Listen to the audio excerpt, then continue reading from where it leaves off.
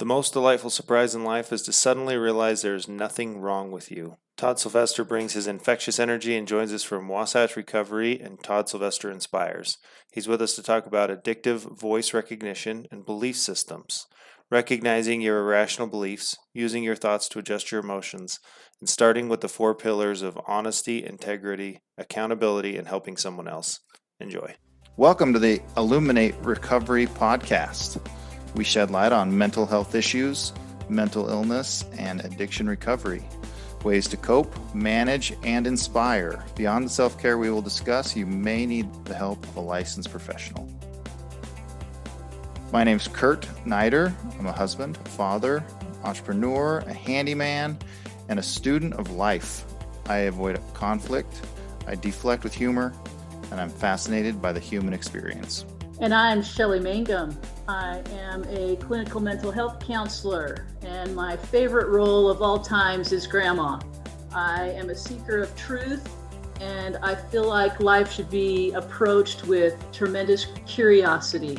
I ask the dumb questions. I fill in the gaps. We are so excited and privileged to have Todd Sylvester with us today. Todd is a podcast host himself. He's also a mentor, a personal development coach, and an addictive voice recognition counselor. One of Todd's passions is belief systems. And Todd, we're super excited to get to have a conversation with you today. Yeah, thanks for having me. I'm glad you guys are doing this. I think it's great, and I'm just glad to be a part of it. And hopefully I can share some things today that your listeners will gain some things from. And, we can all leave here a little edified, right? Yeah, that's the goal. I'm curious, how did you end up, kind of give a little bit of background where you came from to get you to a place of really focusing on belief systems? So that's a great question. I mean, it really starts with when I was younger. I took my first drink of alcohol when I was 11 years old. And that led to, if we jump forward, just a full-blown addiction with alcohol and cocaine were my drugs of choice. I struggled with just being, most kids at that age struggle with their self-esteem and trying to fit in. And I had this belief system when I was younger that I had something wrong with me, that I looked funny, no one's going to want to be with me. And, and I would put on this persona. I was a basketball player. That was my passion. And that was my love in life, actually. I practiced 2 or 3 hours every day. And I eventually earned a college scholarship, which was amazing. But I lost it because I was a mess, honestly. I would rather get high. But looking back, I realized how behaviors dictate the way we behave. So, like when I sit with a client here, I can say, well, hey, you need to stop shooting up heroin. Well, duh, they know that. What's the belief that leads to that behavior? And so I try to get down to, and it typically comes down to these 3 that I've found over the last 31 years. I'm not good enough. Something's wrong with me. I'm different, so I can't connect. And my problems are too big to fix. So almost like giving up kind of thing. And so those beliefs dictate some very unhealthy behaviors. And whether someone's addicted or not, if they have those kind of beliefs, they're going to be doing some very unhealthy behaviors. And so I love seeing people change those beliefs and watch their life change completely. That's why I love doing what I do, is to get to see that. That's very cool. Yeah. I'm curious, do you see people's belief systems? I mean, because we all kind of suffer with some sort of negative belief system about ourselves. Absolutely. Do you see it on a spectrum? Yeah, I mean, there's a spectrum to it for sure. I mean, for me, I'll share this because this will make sense. When I was a very skinny kid. I mean, I was so skinny, and I didn't care. I knew I was skinny, no big deal. But when I was in 7th grade, I was up in my bedroom, and I overheard my mom in the kitchen with her friends laughing on how skinny I was. They weren't being mean. They were just like, "Oh yeah, he's so skinny." But for some reason, that crushed me. And it was in that moment, I'm like, I told myself, I look funny. And from that point forward, I was insecure. I walked with my head down if someone was laughing in the hallway. And so it went from one extreme to the next, so one end of the spectrum to the next, where I knew I was skinny and I dreamed of having muscles and things like that. But when I heard that, it literally crushed me, and I just thought, yep, I look funny. No one's going to ever want to be with me. And so, and I think with my clients too, I see that too. Some are worse than others depending on what they've been through. You know, some as you guys know, some of these clients we deal with have been through some horrific things, and you know, they're at that end of the spectrum where the intensity of those irrational beliefs are strong. Yeah. Well, and they have been through incredible stories. I started out my counseling at an halfway house for women coming out of prison. Oh, wow. That changed my life, right? Yeah. That changed the way I saw people and the perspective that I have on the struggles that people really have. And I'm grateful for that because it was huge. But these are not small things, and the traumas are sometimes ginormous. Right. Yeah, absolutely. 11's... What a neat thing you did there. That's awesome. It was very cool. 11's pretty young age to start drinking. Yeah. I didn't get drunk at 11. I want to make that clear. So my dad had a wet bar in our house, and both my parents worked full time. Me and my little brother just being kids. My dad, you know, he'd have a drink, a rum and Coke before he'd go to bed every night. I mean, to this day, I think he still does that. He was never an alcoholic. He just would have a drink. Anyway, as a kid, you're curious. So we would go behind that wet bar when the parents weren't around, and we'd take sips of that stuff. And I didn't get, like I said, I didn't get drunk or anything, but I fell in love with like the rush. I knew I was doing something wrong, but something in there was a rush to it. And I started, and that just kind of opened up things to a couple years later. I started smoking pot, and I fell in love with that. And I started smoking pot every day at that point at age 13 and drinking every weekend. And so, and that just led, you know, to blowing up my life eventually, you know. Wow. So tell me, I love your stories. Tell me what an addictive voice recognition counselor is, because I've never heard of that, and I'm curious. Yeah, there's a technique that there's a modality out there called rational recovery, and he teaches a technique called the addictive voice recognition technique. And basically, it's really simple. It's actually a technique that Olympic athletes use as part of their training. And what it is it just allows you that you know, that animal instinct, that animal voice, you know, the lizard brain or whatever, all that stuff.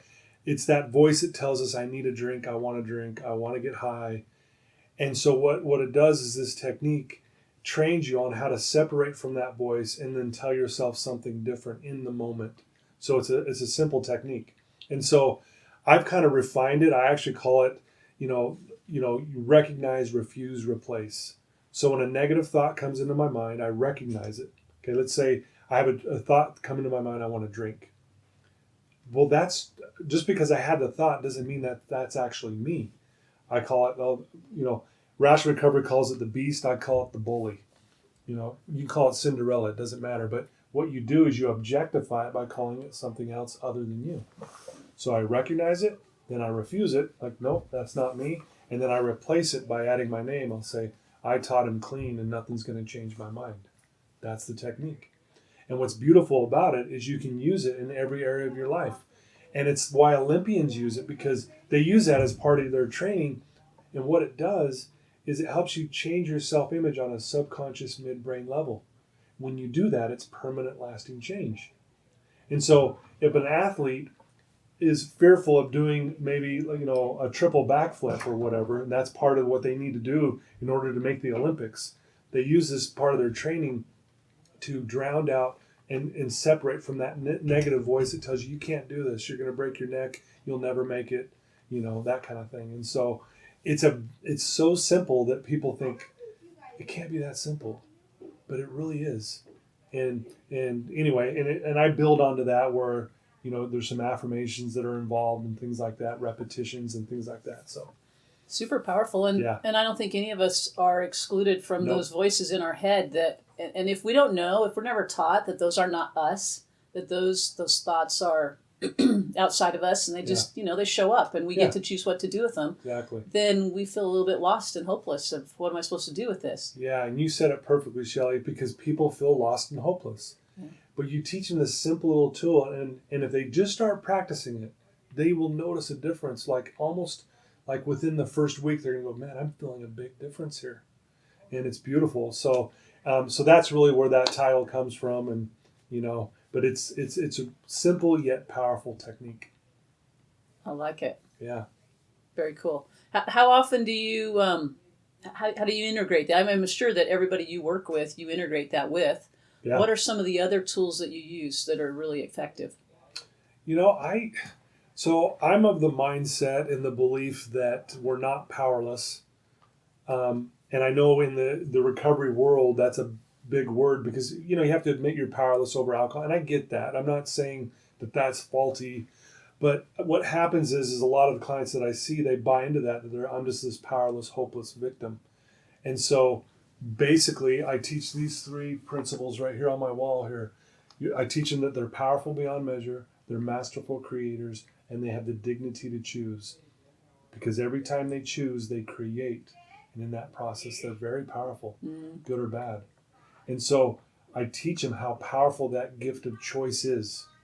Not saying that there's times when we're addicted, obviously, that we do things we normally would never do, right?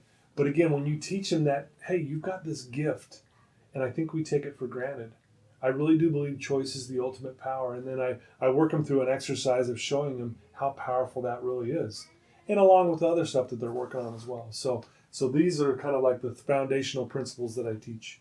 Well, and I agree. I think that so often I hear a client that'll give up. They give up the option of having choice, of being able to make a different decision than what they have. Right. And it's like, well, how, or the blame piece, right? That giving up, they're discharging that pain and discomfort onto someone else. Yeah. And it's like, well, how are you going to do anything with it if you just gave it to someone else, right? Right, exactly. So that ownership. Yeah, and even when I was in the height of my addiction, I could still make a decision to get help. I could, even though I was a total mess, total train wreck, I could still make the decision to go, I need help. And I'm going to walk into a facility or to a therapist or to a coaching session. I have the power to do that. I made that decision. And so I really point this out to these guys here. And it's really fascinating. Like, you'll love this. So I was doing a group the other day, and we had a new guy come in. He had been detoxing. He's a new client, and he's in my group. This is his first time here at Wasatch, right? And he's sitting in their group, and I said, hey, so why are you here? And he goes, I can't stop doing drugs. And I said, oh, did you use today? He goes, no. I go, did you use yesterday? No. The day before? No. Day before? Day before? Day before? No. Well, it sounds like you already figured that out. And it was so cool, this light bulb clicks. Now, it doesn't mean he doesn't have a lot of work to do, because he did, but it clicked. He goes, I've never thought of it that way. I go, I get it. You've been a train wreck with your alcohol and your drugs, because that's why you're here. But think about it. You stopped. Now, you got a lot of work to do. We got a lot of things to get through. But look what you're doing. And I'm not kidding you. This kid took it and ran with it. He's like, and he'll tell you to this day, I think that was 4 years ago. He's been clean 4 years. He said, Todd, that was the one thing that really opened up my eyes, that I have that power to do what I'm doing now, among all the other things that you do here at Wasatch. So it was really cool. That's incredible. Yeah. I would say that I sat with Ryan Decker, who you work with. Oh, yeah. And Ryan was telling his story, sharing his experience with addiction. and he shared with me that he was a narcissist. And I'm like, what? How in the world did you end up in therapy and even getting healing and success from that as a narcissist? And he's like, he attributed that to Todd. Todd's like, he said, Todd asked me the questions. He sat me down and, he asked some really hard questions that made sense. And did some of the very things that you do, get people to think differently about their lives. Yeah. I thank you for bringing that up. And Ryan's an amazing man. I love him. And I think and I'm grateful that I'm in this position, because I think, and I'm not saying I take credit, I had a lot of mentors in my life that kind of showed me the way. That's why I'm here today. And I'm just giving back to the client of what someone taught me. But I think one of the things I do really well is I let this client know that they're loved. There's no judgment here. We're the same. Like that guy who'd been clean for 3 days. I've been clean 31 years. And I would tell him, we're the same. You're clean right now. I'm clean right now. We're the exact same. Mm-hmm. I'm not better than you. I'm just maybe a little further down the road. That's it. But I'm you. You're me. We're the same. And I think when people, especially these clients who've come in and they're hopeless, and I think that's one of the things I help them do, that they feel loved, they're not judged, and that there's so much hope. And when I show them these little techniques of changing their belief systems, and watching it unfold, it's a miracle. It's remarkable. Well, and it's so interesting that love, and we talk about it, but it hasn't always been a piece of recovery. Yeah. Sometimes it's that hard love, right? And we're going to be tough love. really brutal. And it's like, if somebody doesn't know they're loved, how in the world are they supposed to change? Yeah. Because they're always pushing against, what everybody's expectations are of them. Right. I love you just the way you are, and we can make changes. Yeah. Because again, when I show that to the client, like with Ryan Decker, is a perfect example. He let down the guard. He finally just let it down. And he goes, okay, I can trust Todd. And he did. We had, and to this day, I mean, we still talk, and I still at times we have a good little therapeutic session and things like that, and it's awesome. But yeah, I think love is a very important part. Yeah. But again, we can be tough and still love at the same time. Right. We got to do both. So, we have to have good boundaries, because boundaries say we love ourselves too, right? Absolutely. And we deserve to be safe. Yep. 100%. That's important. Yeah. All right. So you're also a personal development coach. Talk about what you do there and what that looks like. Yeah, so I have a private practice. I've been doing that for 31 years. I have my daughter. She keeps track for me. I'm over 17,000 sessions in the last 31 years. It's crazy.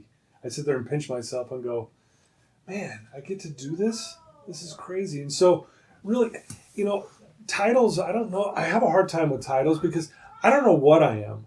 I mean, I've called myself a mindset coach, a life coach, development coach. I don't know. I think I'm all of the above. And really, my outside clients typically don't need residential. Right. There are people who are struggling with anxiety and depression, probably low self-esteem. And I have clients as young as a 5th grader, all the way up to I have a 60-year-old I'm working with right now. And I've come up with this program. And when I say I shouldn't say that. Doing all these sessions over these years, I have formulated this program. So I give credit to the clients. And it's a very simplistic program. And so what I help people do, again, it's the same thing. I'm teaching healthy belief systems and how to cultivate them. Whether it's a 5th grader or a 6-year-old, whether you have a drug problem, or if it's just you're struggling with anxiety or depression, it's the same thing. That's what's so beautiful. It's so universal. Mm-hmm. And so that's really what I do. I'm doing the same thing with them, but a little different circumstances, but it's the same thing. And the type of clients, you have a 5 to 60-year-old. Do you work with a lot of professionals? I do. More so on my outside. Uh-huh. Yeah, I've had professionals that come see me, and people in high profile, you would call high profile positions in their lives. So, but then again, I also have people who I'll meet with, and I'll realize they need something like Wasatch Recovery. Like, yeah, I want to help you, but you know what? You need to go get regulated and get this taken care of on a much more intense scale. That kind of thing. So, but yeah, it's a wide range of individuals, and it's been fun. How long have you been here at Wasatch? 7.5 years, I think. And it seems to be a really valuable piece of what you do. Absolutely. Yeah, I love it here. I to be honest with you, I don't need to be here. I could be full-time, 100% in my outside practice, but I love it here. I love Mark Richards. I've been in this business 31 years, and I've never seen an owner like that guy. Yeah. Like how he cares for the people. He gets to know the clients here. The clients know that he cares about them. That guy scholarships people like no other. This guy opens up his checkbook and helps people who can't afford it. It's amazing. And that's the kind of person I want to work for. And just the atmosphere here at Wasatch, it's just a good vibe. We got probably the best therapist, in my opinion, out there. And we do a really good job here. So I love it. Awesome. Yeah. And I agree. I think the whole team here is just incredible. I've got to spend the last several years integrating, working with them, and even one time got to go out on Mark's boat and watch Corey and Decker skiing back there, and it was really fun. Yeah, I bet. But he does that kind of stuff because he does love the people. He loves everybody. He does, and you feel that. That's the cool thing. You can't fake that. Mm-mm. You know what I mean? You can't fake it, and the residents will tell you, "Oh man, Mark, I can't believe he's the owner, and he comes here every day, and he's talking to us, and he did family night last night." and he's that guy. Yeah. It's amazing. That's cool. You guys got a good program. I have like 50 questions, but I'm not very good at interrupting, so we'll just have to see if we can glance at a couple of those. All right. One of the statements that you said that I think is really cool is you said the statement, one of the things I do really well, right? And you didn't say that in an egotistical way. You said it in a humble way, talking about principles. I think that's a lot harder sentence to say than we give it credit for. Right. You're Yeah. 31 years into this. Yeah. Hopefully there's some things you can do really well, right? I would hope so. I would imagine that sentence would have been a lot harder to say the day you walked in For sure. to treatment, right? Yeah. A lot of the things that you've talked about, these individual little principles kind of compound, right? Yep. Little individual successes turn into big successes, right? And I Exactly. think that's when you talk about not having hope as a drug addict, right? When you were 11, right, the skinny little kid, Yeah. tasting alcohol probably wasn't that big of a deal, Right. right? And being skinny probably wasn't that big of a deal. Exactly. Yeah. Those are growing pains. The irony of your mom, joking about you being skinny, is they were probably at a point in life where skinniness was something that they valued, right? Right. They probably That's a good wanted point. to be skinnier. Yeah. Right? So to tease you about it would have never been a negative thing in their mind, which is super interesting. Yeah. But that one kind of lash on the back and one negative thought about drinking or whatever, those bad decisions then compound until the point Yeah. where you think, looking backwards, I don't have a lot of great decisions right on my scoreboard, right? Just a lot of negative ones. So Yeah. you've got to start with some of those small wins, which is awesome. Yeah. Each of these little things that you've talked about, right? You are powerful beyond measure. You're a masterful creator. You have the dignity to choose. All are kind of hard for somebody who doesn't have hope to really Right. grasp, Yeah. right? And it just comes down to that first success, Yeah. right? You mentioned the one individual. How do you find that for each individual who walks through the door? Because for each one of them, it's all going to be different, right? They all have a different story. Yeah. How do you help them wrap their head around that? Yeah, very well said, Kurt. Yeah, and a great question. Everyone is a little different, that's for sure. But I think the other thing I do really well is that I simplify this. I think in the addiction recovery world, we've overcomplicated this thing. I'm just going to be honest. That's just been my experience. And I used to overcomplicate it too. And let's talk about the dignity to choose. Dignity means we're worthy. We have the gift to choose. That we all have it. Every single one of us. We have the right and the gift to do it. And so when I have a client who's sitting here, who's struggling, who feels hopeless, I'll say, how did you get here? How did you get here just sitting on my couch today? How did that even happen? And they'll go back and I go, no, seriously, walk me through this series. And I'll see, look, you chose that, and you chose to actually show up to this appointment today. You didn't have to. See, I put my schedule out there on my door, and I don't go track people down. If they don't show up, they don't show up. And I said, you showed up. And I go, and they get that. And I go, and this isn't a lockdown facility. Did you leave and go drink last night? And they're like, no. And I go, who did that? I did. I go, exactly. See that? You're utilizing that power, even without you realizing it. And so to answer that question, I just try to simplify it for any client. Look what you're doing. And it is. Those are little baby progressions, right? To where when they start going, yeah, wow, I realize that. And then, when they show up to group on time and they did everything good in the day, look, you did it all day long today. That's amazing. Whereas before you weren't doing that. So I just try to simplify it. Hopefully that answers your question. No, it's powerful. Yeah. It's powerful. We had somebody else on the podcast a week or two ago who talked about, and we got into this kind of concept of when you're sick, you go to the hospital. Yeah. When you're not sick, you don't go to the hospital. You need a different kind of a coach. You go to Exactly. the gym, Right. you need a nutritionist or whatever. Yeah. So it's awesome to hear that you do both sides of that. Yeah. You kind of joked that there's these different needs, and it's kind of a completely different set of Right. needs, especially somebody who's an executive type. We're all humans, right? We all Yeah. deal with kind of the same basic thoughts, but at that level, there's this expectation that they don't have those problems. entry level or something like that, it's much easier to ask for help. Right. When I work with, as I've worked with people, clients that deal with addiction or, mental health or whatever that is, I find it really fascinating that these are some of the highest functioning people I know, especially when it's addiction. They've had to figure out how to survive. They've had to figure out how to make money in their addiction, right? They figure out how to survive while they do their addiction and how to make the money and how to take care of things. They're really, really capable people. Yeah. And so being able to switch that for them, like you talked about, and go, oh, let's look at all of the things you can do. Yeah, well, again, it goes back to they're powerful beyond measure. They're using their power in the wrong direction. Yeah. Just shift that power over here, And one of the other things I really point out is they've been through hell and back, right? And they feel hopeless. But you know what I tell them? I said, your addiction, all this adversity is your wake-up call to your greatness. It's the wake-up call.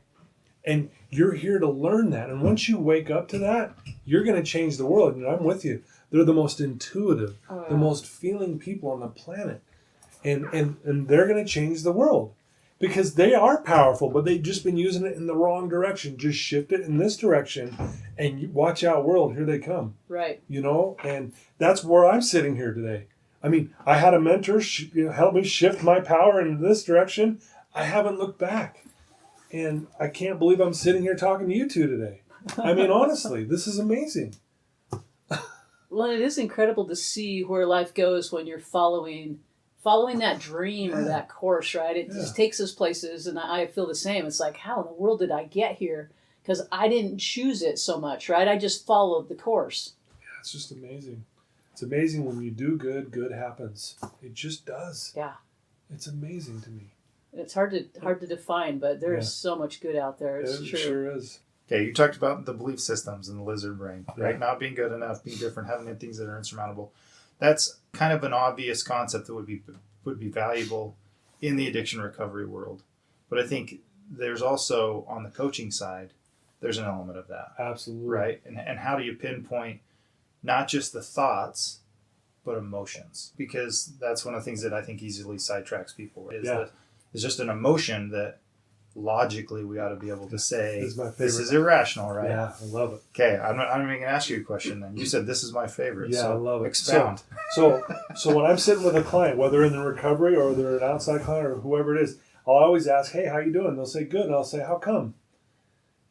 And they look at me, what do you mean? I go, no, how come? How come you're doing good? And sometimes they'll say, well, I'm really not doing very good. It was just what I was saying. So a lot of times I challenge them there. But I'll say, what creates the feeling of good? You say, you feel good today? They're like, yeah, I feel good. How does that happen? And it's fun to watch them just go, where are you going with this, right? And I share this principle. We think and then we feel. That I would say, when someone's doing good, I say, I guarantee you, since you've woken up, you've had good thoughts going through your mind. You're thinking good things, right? And they'll say, absolutely. I go, so it doesn't surprise me you feel good. But if you were feeling bad today, I'll be like, what are you thinking? What are those thoughts? Well, I'm thinking that I'm hurting because I'm detoxing, or I'm thinking that I screwed up this morning. I got in an argument with my friend, or whatever it might be, right? Well, the reason why you feel that way is because of the way you're thinking. And I'll say this a lot. You don't have necessarily a drug or an alcohol problem. You have a thinking problem. And it causes all kinds of emotions. So if we can learn to control the way we think, we can control our emotions. Now, I'll say this too. If I walk up to a depressed person and say, happiness is a choice, they're going to flip me off and kick me and want to punch me, right? But if I go up to that depressed person and say, I'm going to teach you what creates those type of feelings, and I'm going to give you a tool that will help you cultivate these kind of thoughts that will start creating the feelings of happiness, you'll realize it really is a choice. But there's a lot of work involved in order to get there. But I will walk the walk with you. That's when they go, thank you. I want to walk. I got to get out of this place I'm in. Okay, we're going to walk you through that. So yeah, in the same that it's really easy to have a good job. Right. It's really easy to have a home, right, or a family. Right. But just deciding that that's what you're going to have doesn't give it to you. Exactly. Right? You still got to go step after step. You've got to do that. And so I really, again, we think and then we feel. every time. Every feeling we're feeling, it's because of our thoughts. I say this all the time, my wife gives me a hard time about it. I've been married 28 years, and I'll say this in a large group. I love doing it, getting people's, kind of the shock. I'll say, I've been married 28 years to my wife, and she does not make me happy. And everyone's like, huh? And I go, she doesn't make me sad either. I said, that's an inside job. It's my thoughts about my wife that make me feel. So if she's having a bad day, which I'll have compassion for, but it doesn't have to ruin my day. I can keep my thoughts still good, but I'm here to help you, sweetheart. I'm here to, help you get there. Whereas before, when I was first married, oh man, I let her control my emotions all day long, and vice versa. And not that it was her fault, because it's not her fault. That was my fault. So learning to control those things, I can now learn to control the way my emotions affect the way I act and feel and all that stuff. So yeah, and happiness is kind of a misconception, right? Is. The quest to be happy all the time is a fool's errand. Well, right. Happiness is an emotion. It's fleeting. It comes and goes. It's a lie we're sold. Yeah. Right? Yeah, for sure. So, but I do believe consistently we can wake up in a good mood. I really do. When we have the right tools in place, we're doing the right thing, we're not blowing up our lives with drugs or alcohol or criminal behavior or whatever, I really do believe we can get there. And I've seen it I've been doing this a long time. I've seen it with thousands of clients where they have just done these little things and they wake up consistently in a good mood, which, by the way, is the definition of success. You can have the house, the home, the wife, the kids, this money. If you're waking up in a bad mood, what's the point? Yeah, what's the point? So something obviously is wrong if this external stuff isn't working, because it doesn't. But when you can help that client realize happiness comes from within, that joy comes from within, right? And if you can do certain things throughout your day to help you wake up in a good mood tomorrow morning, that's success. That's success. Very cool. I'm curious. You use these tools to work with people, and to help them change their thinking. And I heard you say that if we can control our thinking, it changes our emotion and our emotional patterns. Mm-hmm. Do you find the same success with people that have really, really deep trauma? Yes, but it's a much longer process for sure. And that's I get that question a lot. Because again, that trauma experience created a bunch of belief systems that are ingrained. They're there, right? And I can give you an example of my own trauma. So I was in 7th grade, same year that happened when I got laughed at. I was babysitting my little brother, and my parents usually would stay out kind of late. It's like 1 a.m, and someone broke into our house while we were downstairs watching TV. They had broken in through our sliding glass door right above us, and the only way someone could get up there is that they climbed the side of the house. And they were up there rummaging through stuff. I grabbed the phone, and my little brother, he's 3 years younger than me, and I grabbed this phone, and we go underneath my sister's bed, which is down in the basement, and we're under the bed. But I look out there, and the phone cord goes from out there, and I go, if this guy comes down, he's going to see the cord underneath, and we're toast. And I literally was so scared, I peed my pants. I just peed myself.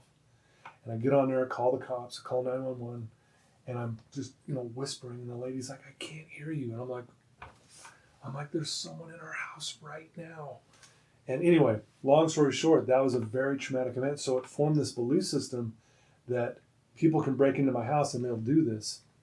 To this day, like, I'll just go lock my doors in the middle of the day. My kids are always like, why are you locking the door, Dad? And I don't even realize I'm doing it half the time. But it's formed this belief system that is really hard to go away. But I've had to learn to okay, no, we're safe. I'm safe. The doors are locked. Everything's going to be okay. But for years, it really affected me in such a negative way. I mean, I would be scared. If I heard a noise, I'm like, what was that? I would panic. But again, I'd have to learn to control those kind of thoughts. Like, hey, the house is just creaking. Deep breath. We're visual animals, so what do? I go up there, yep, see, it's nothing. Everything's fine, Todd, go to bed. And so that just took a lot of practice. Well, and you're still practicing, it sounds like. Absolutely. I mean, at this point, I'm good, but, I lock my doors during the day because of that experience in 7th grade. It's interesting how we do things. It's like that. amazing. Yeah. So belief systems are powerful, and good or bad. And it's an interesting dynamic as we talk about the hard things in our lives and how we're going to, overcome or, grow from those hard things. But we really don't grow unless we're sitting in a hard thing. Yeah. And so I love the way you do that is you switch it to being a positive thing with them, right? You help them find the good in what they are doing and the positive parts of what they're doing towards what they want and what their goals are. But without those challenges, without those struggles, we don't ever become the person that we are. Exactly. And so, I can look back and go, man, I'm so grateful for that hard stuff. And if I had it to do over, it sucked, but I think I would do it over again if I could get what I have now. Exactly, yeah. Life happens for us. It all happens for us. All the good, the bad, everything. It's happening for us. And again, that's why I say addiction is your wake-up call to your greatness. And they look at me like they're like, what? I've just been blowing up my life and you're yeah. When you figure this out, I promise you will wake up to this. And when you wake up, watch out, world. You're going to go do, and I use a lot of examples there, and I don't know how much time we got here, but anyway, life happens for us. It truly does. It's very cool. I've been digesting over the last year and a half or so a book by Stephen R. Covey called The Eighth Habit. Are you familiar with that? Mm-hmm. And I really love, because I hear you talk about some of the things he talks about. And what I really like is he says we have 3 birth gifts. He calls them birth gifts. And one of them, the very first one, is we have choice. Yep. We get to choose. Oh, yeah. And the second one is these natural laws or principles, which I've heard you talk about. Mm-hmm. And the third one is our IQs. So our intelligence, our emotions, our physical, and our spiritual IQs. Yeah. And he talks about those and develops a whole personal development, and then into business, talks about the business development. And anyway, I just love that what you talk about really goes hand in hand with that and correlates with that. Oh, that's great. Because it's powerful. It's powerful information and knowledge to know we get to choose. Yeah. We absolutely get to choose. What's the choice going to be? Yeah, exactly. And in everything I try and do, I try to base it off a principle.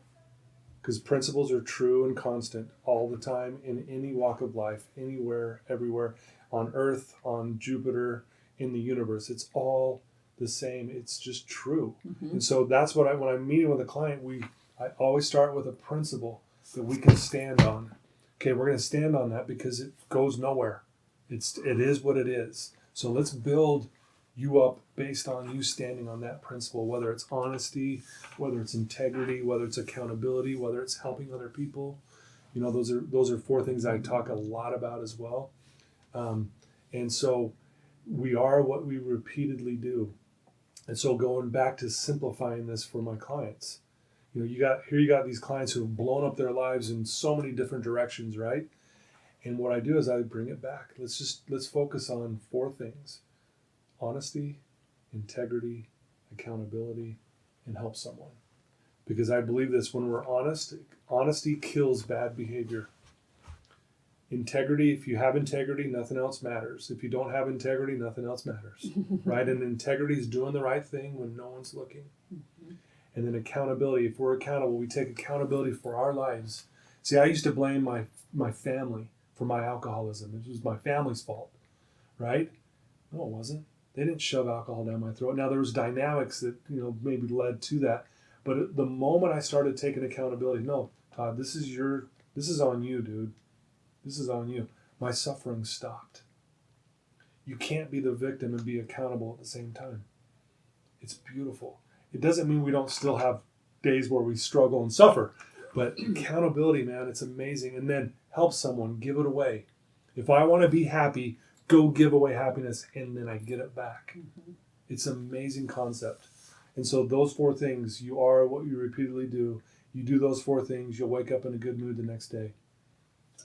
And it's true, right? I mean, very simple. We do it, and it pans out. It just does. It just does, right? It just does. And that's what I do with the clients here, or any of my clients. I just simplify it, And some of these, more intellectual people struggle with that. It's like, Todd, it's got to be more difficult than this. And I'm like, no, it's not. This is it. if you're doing those 4 things, you will wake up in a good mood and you'll be doing the right thing. What else do you need to do? What else do we need to do? Nothing. Yeah. There's nothing else. Everything else is tied to that. It just ties to it. So when you get the client to start doing this, I'm telling you, they'll come in here and go, they're like blown away. I mean, I've had clients do cartwheels out of here. They're so damn happy. They're like, Todd, thanks for simplifying this for me. You know? And I'm like, isn't it so great that it's that simple? You know? So. Well, it has to be, because otherwise, I mean, we've got so much coming at us every day that if it's not simple, it's hard to wrap our heads around it. It's like, I can't do that. It feels hopeless. Well, especially someone who's detoxing and they're cloudy still and they're not seeing straight. You know, the last thing they want me to do is show a video on how, you know, this affects your brain. They already know this. They know it better than I do. Yeah. Let's just slow it down and let's just simplify it. Just start here. And they just do it over and over because we are what we repeatedly do, right? Therefore, excellence isn't an act, it's a habit. Yep. So let's create the habit of excellence. You do those 4 things, you're doing it. And you got it. And then you show them how they are. Yeah, it's pretty cool. Well, Todd, this has been super fun to talk with you. I could talk with you for hours and hours, and I know we don't have it, but thank you. But we'll definitely have to catch up later. Let's do it. If you had one thing, and I'm sure you have more than one, but one thing that you would share with our listeners, what would it be? It's on my wall. The most delightful surprise in life is to suddenly recognize there's nothing wrong with you. I love it. Yes, our behaviors may be wrong, but ultimately we scrape away those behaviors. We look at your core. There's nothing wrong with you. Mm-hmm. And people struggle with that because we tell ourselves a different story. So your listeners, there's nothing wrong with you, despite your struggles, despite what you're going through. I know that might sound like almost like pie in the sky stuff. No, I'm dead serious. And when I walk a client through this, man, it's life-changing. It is life-changing. And so I would. That's what I would say to them, is there's nothing wrong with you. It's a delightful surprise. You're enough. I mean, you're just absolutely enough exactly the way you are. You just are. And people die, I've heard that before. Well, it's because you don't believe it. That's why you keep fighting it. That's why you think it's stupid, or that's why you think it's weird, or what. It's because you fight it. It really comes down to that. So. Well, I think one of your recent guests on your podcast, Jeff Olson, I think he said it really well when he was talking about his near-death experience, and did he say it was Christ that came and wrapped his arms around him, and he felt like he was going to be in trouble, right? That this accident to his family, and I won't share the whole story. It was all his fault, and he was a screw up, right? And all he felt was love. Yeah, just love. If we can send that message to people, then there's a ton of healing, right? Yeah, so much. It's beautiful. Yeah. Well, I have a feeling that some of our listeners are going to want to get a hold of you as well. What's the best way for them to do that? No, thank you. You can look me up on social media. It's my handle is TS Inspires. And then, you can go to my website, which is toddsylvesterinspires.com, and you can shoot me an email from there. And you can reach out to you too, and you guys can get, send them my way, whatever you want to do there. But you can reach me there. You can direct message me on social media. That's a really quick and easy way too. So, sweet. Yep. Well, thanks for your time. Thanks for inspiring us today. Oh, thanks for having me, and I love what you guys are doing. So thanks for letting me be a part of it. I appreciate it.